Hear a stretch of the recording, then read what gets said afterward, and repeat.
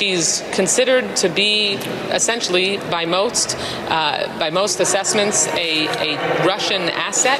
The frantic forces of the institutions of government that have just been booted out, in the United States at least, as a result of a recent election, are now making claims about many of Trump's appointments. Some of those people I feel somewhat qualified to speak about, notably Tulsi Gabbard. Did you see Tulsi Gabbard and her husband Abraham singing some sort of beautiful song about Hawaii? Where I live. Have you seen Tulsi Gabbard when she's on The View? Have you noted that Tulsi Gabbard has a kind of elegance and dignity about her that I've noted in a lot of people that have served in the military, actually? And I reckon if that was to come down to one principle, it'll be the principle of sacrifice.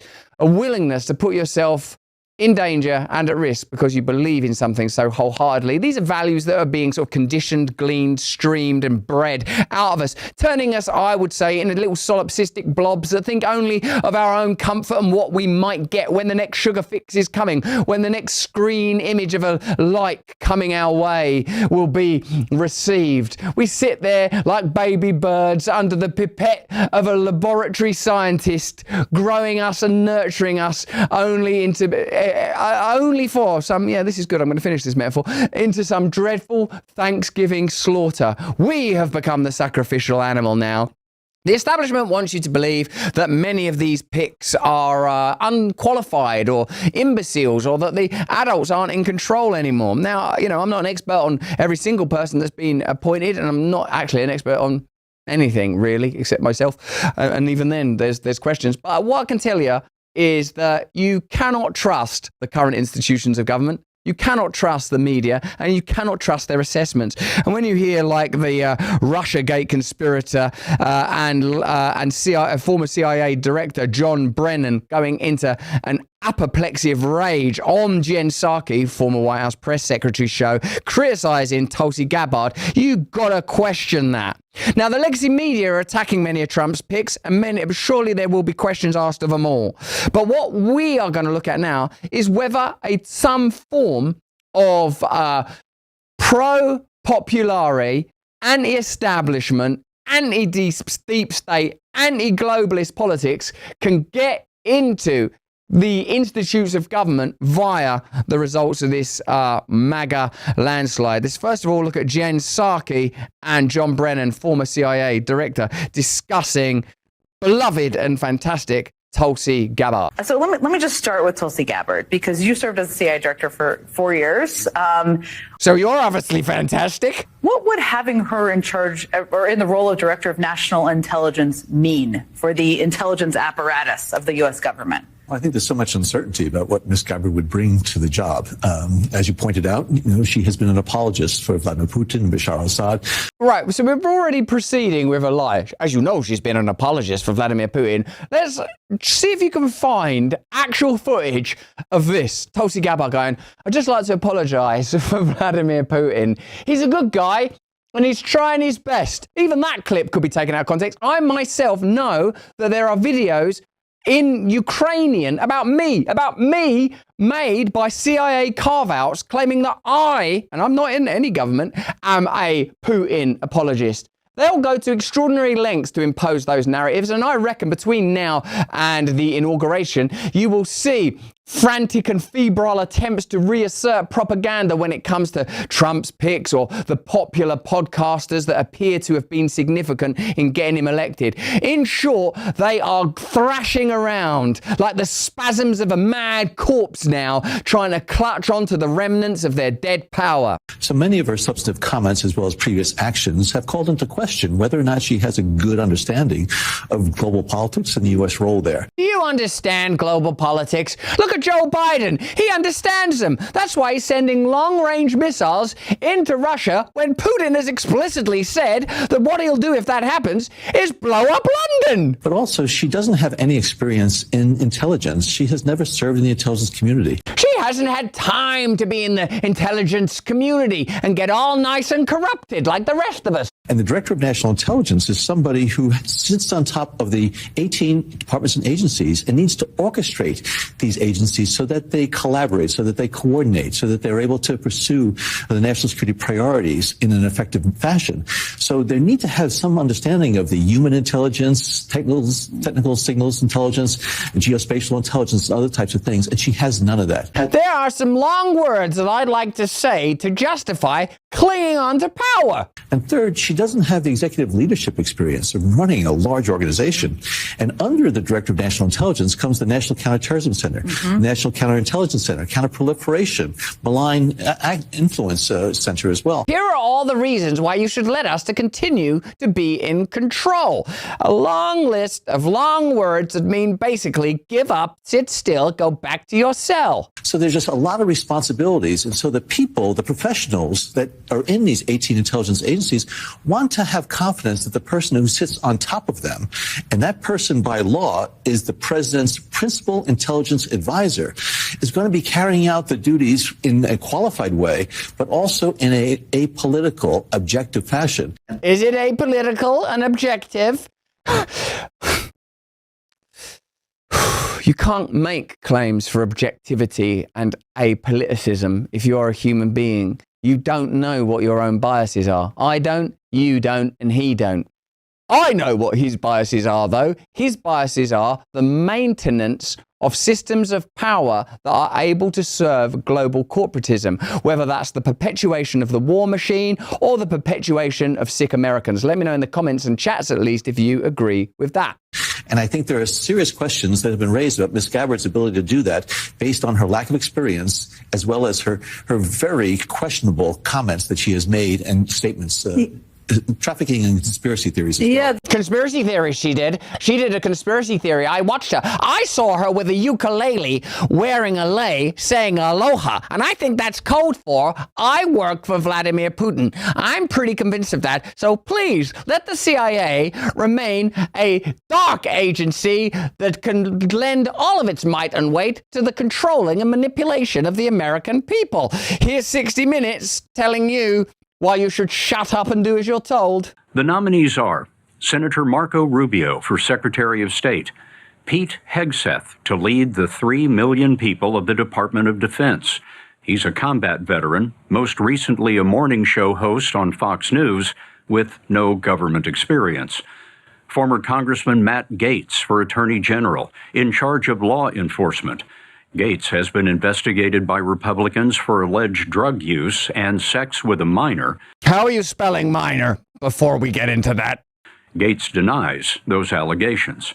By the way, anyone who does anything to disrupt the intentions of the powerful will sooner or later face attacks of some description. There may be reasons to criticize him, but I would look very carefully at those reasons because I know how these institutions work. If you're making any headway at all, disrupting their filthy agenda, as I heard Elon Musk say on Rogan, show me the man and I'll show you the crime. They'll find a way of bringing you down. Now, we know that big changes are on the horizon in the political sphere. Bobby Kennedy marching into office. Trump empowered. He's over the CDC, the NIH, and the FDA. Get ready for a shakeup. RFK even posted the FDA's war on public health is about to end, calling out their suppression of treatments like ivermectin, hydroxychloroquine, and essential vitamins. The timing couldn't be better to introduce the wellness company's emergency kits. These kits cut through the red tape. The wellness company is the premier source for hard-to-get medications that may save a life. Be prepared for over 30 illnesses without stepping into urgent care. I'm talking ivermectin, hydroxychloroquine, Z-Pak, amoxicillin, even EpiPens. Everything you need to take control over your health. Their guidebook outlines common treatments for UTIs, strep throat, bacterial infections, bite wounds, respiratory illnesses, and more. All it takes is filling out a digital intake form and your kit arrives at your door in like a couple of weeks. They even have kits for kids. I'm going to get me one of those. No more sick inconveniences. Order your kit now by heading to twc.health/brand and use the code brand to save up to $40 off, and they ship it to you for free. That's twc.health/brand and use the code brand to get $30 off and free shipping right now. It only applies if you're a USA resident, I'm afraid. Former Congresswoman Tulsi Gabbard for Director of National Intelligence. She sought a pardon for Edward Snowden, who leaked U.S. secrets and now lives in Russia. Boo, Edward Snowden. We all know how evil that guy was, sacrificing his life and sanity to tell the truth to the American people about the degree to which they were being spied on by their own government. Boo, boo. Also, what's that streak in her hair? Get that woman out of government. And Robert Kennedy Jr. for Secretary of Health and Human Services, a skeptic of vaccinations. It's up to the new Republican majority in the Senate to decide whether these nominees are equipped to represent the American. That looks like old school propaganda now. Like, we're all learning so quickly what propaganda looks like, aren't we? That you see something like that and it's like, it appears that Russia are planning to invade, and therefore, in the event of a nuclear attack, climb under your desk. It sort of sounds all antiquated and irrelevant. It no longer resonates. Of course, you know, like you, I don't really know how Trump will govern in 2025 when he takes office, but it will be somewhat like 2016 and hopefully better. That's sort of an optimistic appraisal. What I know with some certainty is that the legacy media will bend words to bend minds to ensure that you and I remain controlled. Now, here's Debbie Wasserman Schultz, who, if you've heard of her at all, it might be because of her involvement in election rigging to ensure that Hillary Clinton won the primaries when Tulsi Gabbard stood for the leadership of the Democratic Party. Look at the extraordinary contortions that they have to undertake to ensure that there's no reason why you can trust anyone other than them. We just saw that former CIA head saying, well, you need someone like me, a man that basically gave up his own neck in order to ensure that the CIA thrived. Whoever you put before them, Trump or Bobby Kennedy or anyone that's not a controlled vassal of their corporatist enterprises, they will find reasons why you shouldn't trust them. Here's Wasserman Schultz saying that Tulsi Gabbard is a bad pick. Tulsi Gabbard is someone who has met with war criminals. My only memory of Wasserman Schultz is this: my time. I think I saw her in a congressional hearing talking to our friends Matt Taibbi and Michael Schellenberger, the journalists who participated with Elon Musk in what became known as the Twitter files, where we learned just how entrenched government agencies like the CIA and the FBI were in controlling information on social media, because social media platforms were threatening to break the hegemony of legacy media, reaching people directly, informing people directly that above all else, you can't trust big corporations and you can't trust government. And she said to Matt Taibbi and Schellenberger, who was really mad to see in one of those sort of mahogany rooms, sat behind desks all in suits and ties, not in their customary baseball caps and sweet little expressions, being chastised like children by Debbie Wasserman Schultz. It's my time. Please do not interrupt me. This is my time, that kind of haughty certainty that what you're saying is true. No self-exploration, no humility, no doubt, no knowledge that you are fallen, you are broken, and that's okay. There's a way out if you start from a position of vulnerability and humility. Without that, we are all in serious trouble. And the reason that these institutions are falling and failing, I believe above all else, is their vanity, their pomposity, their out-of-touch corruption, their sneering condemnation of ordinary Americans, their basket of deplorables, their garbaging off of people that actually they work for. Who does number 2 work for? Violated the Department of State's guidance and secretly, clandestinely went to Syria and met with Assad, who gassed and attacked his own people with chemical weapons. She's considered to be essentially, by most assessments, a Russian asset. Oh my God, they can just say stuff like that. They love a Russian asset, chat. Some of these people now, what's weird is, because of how unusual the world's gone, I actually know some of these people now. And I don't know whether any of us can sort of intuit whether or not someone's a Russian asset or a rapist or a racist, but there must be some point where we start to trust our intuitive understanding of one another, where we're able to look at people in the eyes and feel like, are you owned by the state? Are you owned by the system? Remember in your country in the 1950s, the little phenomena that was McCarthyism, that was referred to in retrospect as a kind of witch hunt that led your great playwright Arthur Miller to reprise them stories about Salem and the actual witch hunts where women were accused of being witches on hearsay because of a kind of hysteria that dawned upon your country, that had taken it by the throat. Now people just say, like it was the 1950s again, that person's a Russian asset, they're communists, their heads under the bed. What do I need to say in order to nullify this threat? Because I will say it. They'll say whatever they need to say to prevent leaders and even voices rising up to oppose their corruption. And would be the most Is that how you dangerous... consider her? Is that what you consider her?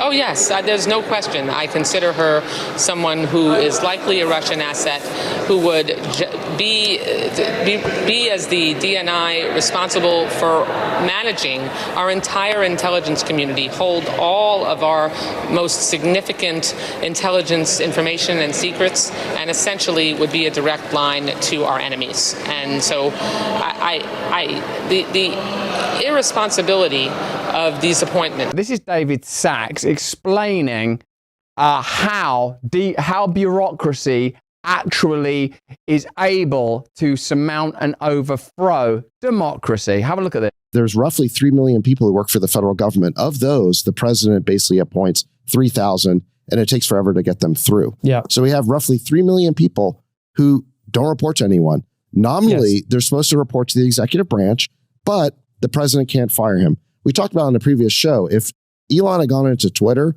and he hadn't been allowed to fire anyone, do you think he could have restored free speech to Twitter? Of course not. They just would have kept doing whatever they wanted to do. And that is the big problem in the federal government right now, is we are ruled by a fourth branch of government that is not in the Constitution, that doesn't report to anybody. It is not subject to elections. We can't vote them out and we can't fire them. And they have been in the forefront of trying to stop Trump and the larger reform movement that he represents. Ever since Trump got elected in 2016, remember, it was members of the administrative state, specifically the security state, who said, don't worry, we're going to be the insurance policy against Trump. And they have done everything possible through the Russiagate hoax, through lawfare, through the whole Steele dossier hoax, to basically try and stop Trump and the reform movement that he represents. And the big question of Trump's second term will be whether he can finally subdue this bureaucracy and bring it under democratic control, under the control of the executive branch, as the American people want, and as I think the Constitution intended. Right now, we are run by an unelected branch of government that has to stop. And what Trump represents is not dictatorship, but democracy, the triumph of democracy over this bureaucracy. Aha! So that's how it works. Whoever you vote for, you get the government. The government stays in charge. That's why it doesn't seem to make any difference if you had Bush or Clinton or Bush, to name but for. That's how they rig it. The deep state employees have private and clandestine relationships with global corporatist entities, whether they are bureaucratic or commercial, and therefore there is an ongoing centralized system of authority that can bypass, usurp, and castrate your power when it comes to the ballot box, at least. But that's just what I think. Why don't you let me know what you think in the comments and the chat? Hey, thanks for watching. If you want to see more uncensored content where free speech can flourish, join our live stream. Click the link right here to watch the next video if you want to, or become a member of a growing movement. Download the Rumble app and you'll be informed every time we make a new piece of content. Stay free.